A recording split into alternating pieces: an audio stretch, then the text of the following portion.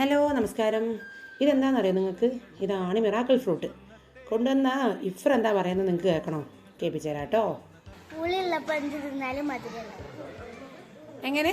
പുളിയുള്ളപ്പോൾ എന്ത് തിന്നാലും മധുരം ഉണ്ടാവും. എനിക്കൊരു മാങ്ങേനെ കഷ്ണം തന്നു കഴിച്ചു നോക്കാൻ വേണ്ടിയിട്ട്.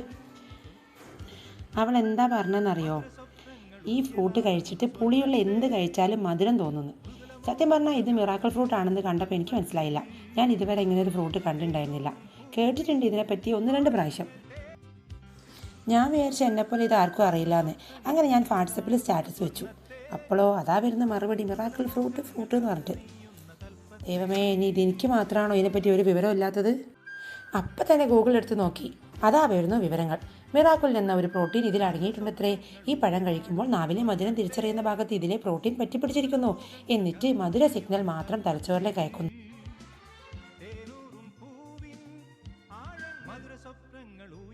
പിന്നെ ഇത് പ്രമേഹ രോഗികൾക്ക് വളരെ നല്ലതാട്ടോ. എന്തായാലും ഇന്ന് ഞാൻ കാരണം കുറേ വിവരങ്ങൾ കിട്ടിയില്ലേ. ഇത് വല്ലാത്തൊരു മിറാക്കിൾ തന്നെ.